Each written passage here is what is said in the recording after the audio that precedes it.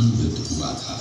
ये युद्ध केवल एक दिन का था, जो मेवाड़ के राजा महाराणा प्रताप एवं मुगल अकबर की सेना के मध्य हुआ था।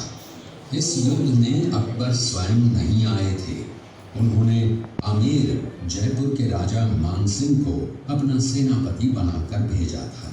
हल्दी घाटी का युद्ध 5 किलोमीटर लंबे और 200 मीटर चौड़े क्षेत्र में हुआ। आप लोग सभी संग्रहालय में खड़े हैं। संग्रहालय से 200 मीटर की दूरी पर चेतक की समाधि है, जहां पर महाराणा प्रताप के स्वामी भक्त घोड़े चेतक को दफनाया गया था। यहाँ से 2 किलोमीटर की दूरी पर हल्दी घाटी दर्रा है। इस दर्रे की विशेषता है कि यहाँ की प्राकृतिक मिट्टी व पत्थरों का रंग हल्दी जैसे पीले रंग का है।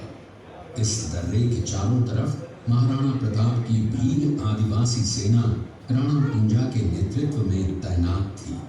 ये सेना तीर, भाले, पत्थर चलाने में कुशल थी। यहाँ से 1 किलोमीटर की दूरी पर शाही बाग है, जिसमें मुगल सेना का पड़ाव था।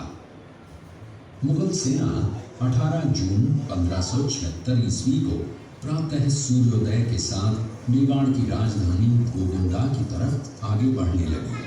तो उन पर महाराणा प्रताप की सेनाओं ने आक्रमण किया और उनसे गुरिल्ला पद्धति से युद्ध किया।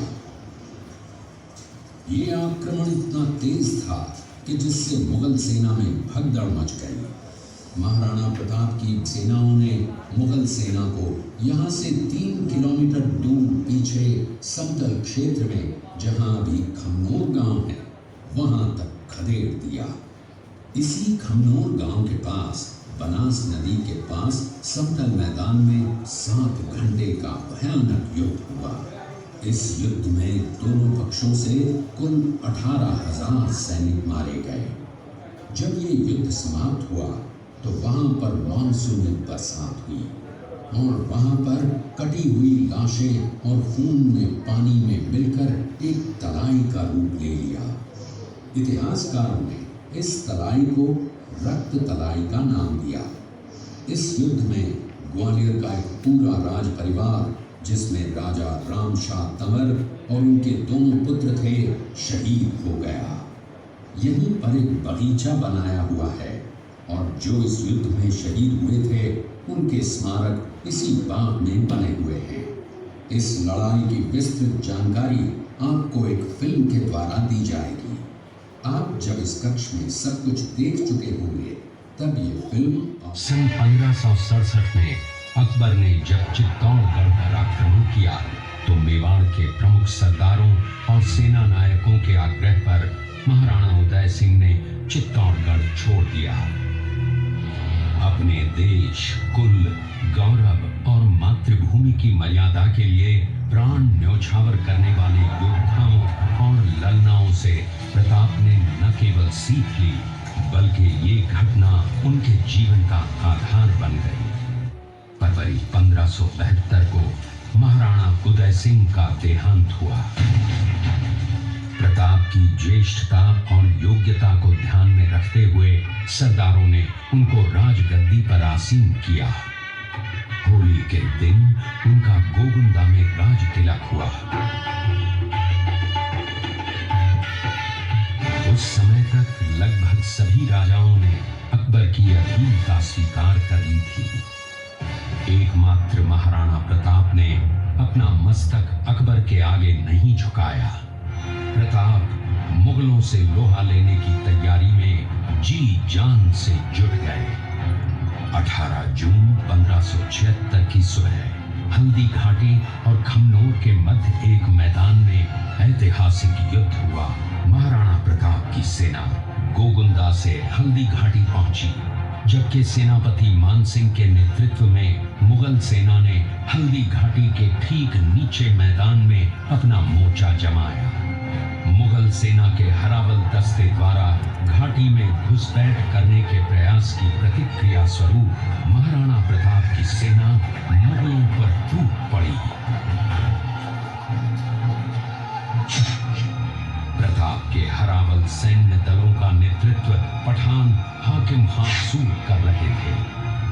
भीलू राणा, जो राणा पूंजा के नाम से भी जाने जाते हैं, उनके नेतृत्व में भील आदिवासियों ने गोरिल्ला पद्धति से युद्ध करते हुए मुगलों के छक्के उड़ा दिए। देखते ही देखते शाही सेना में खलबली मच गई।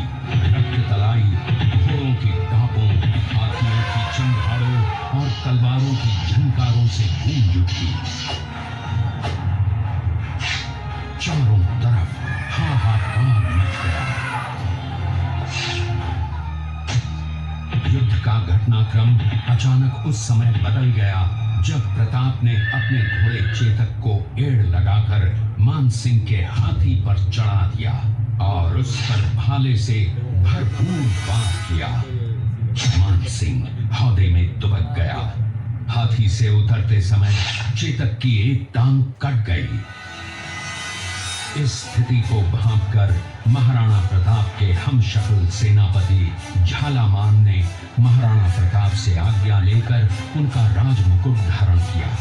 मुगल सेना झालामान को महाराणा प्रताप समझकर उन पर टूट पड़ी और झालामान शहीद हो गए।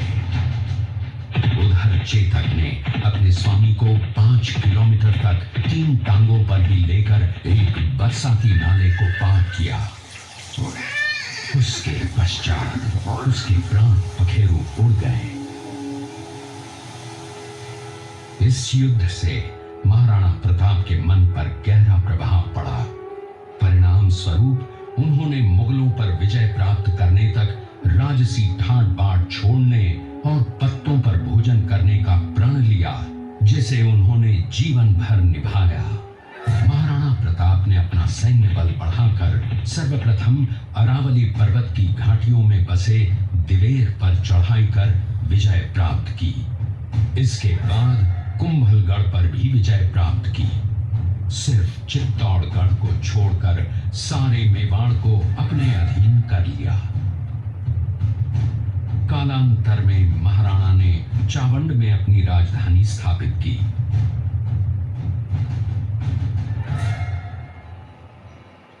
19 जनवरी 1597 को राणा प्रताप ने मात्र 57 वर्ष की आयु में इस संसार से प्रयाण किया।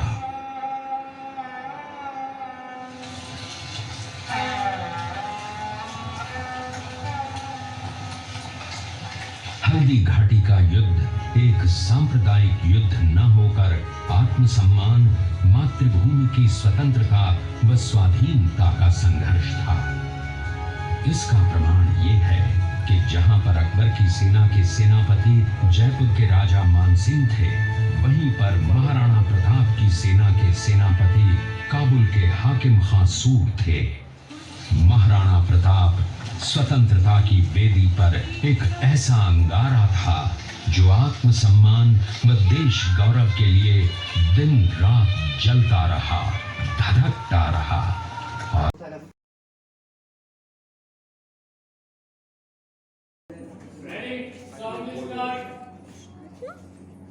किले का प्राचीन नाम मच्छिंद्रगढ़ है। इस किले का निर्माण महाराणा कुंभा ने करवाया था। इस किले के अंदर 9 मई 1540 ईस्वी में महाराणा प्रताप का जन्म हुआ था। इस किले की ऊंचाई समुद्र तल से 3568 फीट की है। इस किले की दीवार 36 किलोमीटर तक फैली हुई है। इस दीवार का नाम ग्रेट वॉल ऑफ चाइना के बाद द्वितीय पायदान पर दर्ज है। इस किले के अंदर 360 प्राचीन मंदिर हैं। उन मंदिरों में से जग प्रसिद्ध महादेव का मंदिर सबसे प्राचीन है।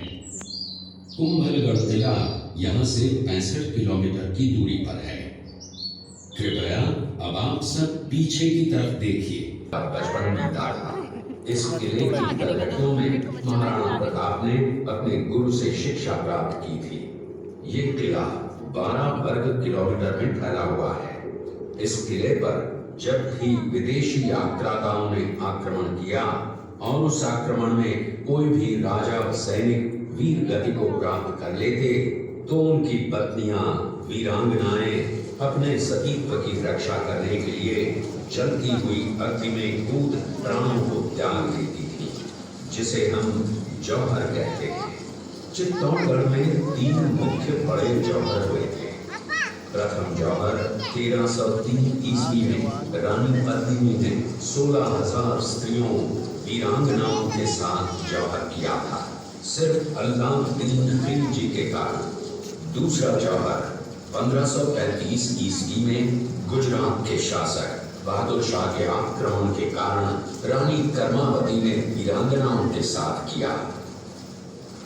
और तीसरा जौहर 1568 ईस्वी में जब अकबर ने चित्तौड़गढ़ पर आक्रमण किया, उसी समय रानी फूलकुंवरी ने 7,000 वीरांगनाओं के साथ जौहर किया। फिर भी अकबर का मन नहीं भरा और अंत में हजारों आम लोगों का कत्लेआम करवाकर उन्हें मौत के घाट उतारा गया। इस किले में देखने योग्य विजय स्तंभ है, कीर्ति स्तंभ, मीरा मंदिर, जैन मंदिर, कालिका माता मंदिर, भामाशाह। ये शेरपुर गांव का दृश्य है। अब्दुल रहीम खान खाना अजमेर का सूबेदार था। जब वो शेरपुर पहुंचा तब इसका पता कुंवर अमर सिंह को चला, जो महाराणा प्रताप के पुत्र थे। अमर सिंह ने शेरपुर छावनी पर अचानक आक्रमण कर दिया। उस आक्रमण में मुगल सेना में भगदड़ मच गई। मुगल सेना को अपनी छावनियों को छोड़कर भागना पड़ा। छावनियों के अंदर से लूटा हुआ माल व अब्दुल रहीम खान खाना, जिसकी बेगम आनी खान को बंदी बनाकर महाराणा प्रताप के सामने पेश किया गया। तब अमर सिंह पर महाराणा प्रताप क्रोधित हुए और कहा, जहां से इस नारी को बंदी बनाकर लाए हो, इसे पुनः ससम्मान लौटा कराओ। महाराणा प्रताप ने कहा, हमें नारी से कोई दुश्मनी नहीं है, हमें तो देश विद्रोहियों से दुश्मनी है, जिन्होंने चारों तरफ आतंक फैलाया है। महाराणा प्रताप के आदेश का पालन करते हुए कुंवर अमर सिंह ने उस मुगल नारी को ससम्मान छावनी तक पहुंचाया। इस प्रकार महाराणा प्रताप ने अपने क्षत्रिय राजपूत धर्म का पालन किया और पराई स्त्रियों को मां, बेटी और बहन का दर्जा दिया। ये है महाराणा प्रताप का चरित्र और नैतिक उदारता का परिचय। ये देखते हुए सभी अतिथि आगे की तरफ चले।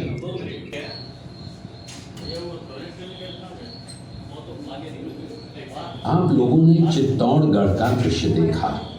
उसी किले के अंदर की ये घटना है। मेवाड़ की एक ऐसी मां थी जिसने अपने पुत्र का बलिदान देकर राजवंश की रक्षा की थी। उस मां का नाम पन्नाधाय था। पन्नाधाय जाति से गुर्जर थी। वो एक राजकुमार की धाई मां थी। दूसरी तरफ हाथ में तलवार लिए खड़ा ये बनवीर सिंह एक दासी पुत्र है। ये कुंवर उदय सिंह की हत्या करके मेवाड़ की राजगद्दी प्राप्त करना चाहता था। एक रात्रि बनवीर सिंह को मौका मिला। वो राजकुमार उदय सिंह के बड़े भाई विक्रमादित्य सिंह की हत्या करके राजमहल की तरफ आगे बढ़ा। इसकी सूचना पन्नाधाय को लग गई। कुछ समय तक पन्नाधाय चिंतित हुई। तभी पन्नाधाय ने अपने पुत्र चंदन को राजसी कपड़े पहनाकर पलंग पर सुला दिया और उदय सिंह को एक टोकरी के अंदर छिपाकर पत्तों से ढक के महल के बाहर निकालकर गुप्त रास्ते से कुंभलगढ़ भेज दिया। बनवीर सिंह जब तलवार लेकर राजकक्ष में आया तो उसने पन्नाधाय से कड़क आवाज में उदय सिंह के लिए पूछा, तो पन्नाधाय ने चंदन की तरफ इशारा किया। बनवीर ने चंदन को उदय सिंह समझकर चंदन की हत्या कर दी और ये समझने लगा कि मैंने राजकुंवर उदय सिंह को मार दिया। वही राजकुंवर बड़े होकर राजा बने और अपने नाम का उदयपुर नगर बसाया, जो यहाँ से 40 किलोमीटर दूर है। और उन्हीं के पुत्र महाराणा प्रताप हुए, जिन्होंने हल्दी घाटी का युद्ध लड़ा और आज हम लोग उनका इतिहास यहाँ पर देख रहे हैं। ये देखते हुए सब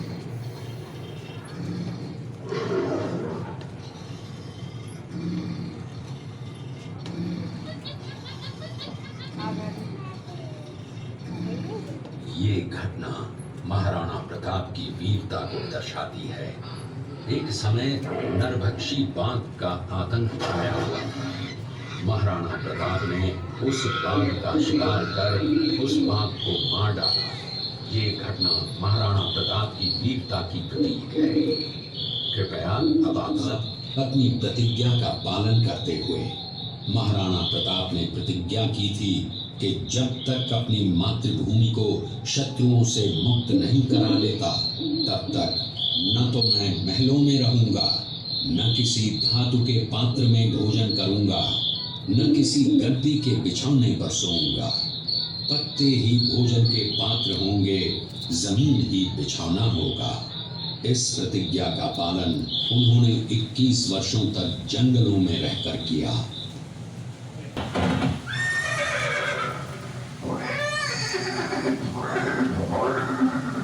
ये दृश्य महाराणा प्रताप और सुविख्यात स्वामी भक्त घोड़े चेतक के अंतिम मिलन का है।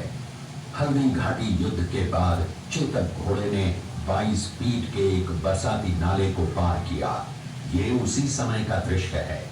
पास में खड़े महाराणा प्रताप के छोटे भाई शक्ति सिंह हैं, जो पहले मुगल सेना में थे। बाद में वो महाराणा प्रताप की तरफ आए, माफी मांगी और अपना घोड़ा महाराणा प्रताप को दिया। ये देखते हुए सभी अतिथि आगे की तरफ चले।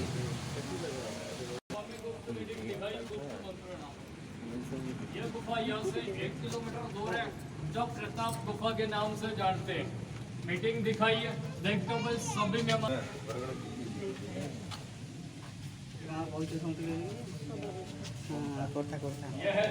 अब यहाँ से आगे म्यूजियम समाप्त तो होगा और मेवाड़ी संस्कृति चालू होगी। क्या मेवाड़ में गांव के लोग किस तरह से जीवन जीते, उनके बारे में आगे एक सीन दिखाया।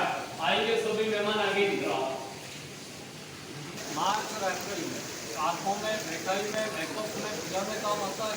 गुलकंद तैयार करते, खड़ी मिश्री में गुलाब के पत्ते को कूट के दूध में पकाते। गर्मी की वजह से किसी के मुंह में छाले, पेट में जलन, एसिडिटी या फिर नाक में से खून निकलता हो, तो उन लोगों के लिए यह दवाई के रूप में उपयोग में लेते हैं। कानपुर में सभी मेहमानों को सैंपल दिखाते हैं, आप लोग में टेस्ट कीजिए। बाकी यहाँ से आप लोग आराम से घूमेगा, फिरेगा, जाएगा।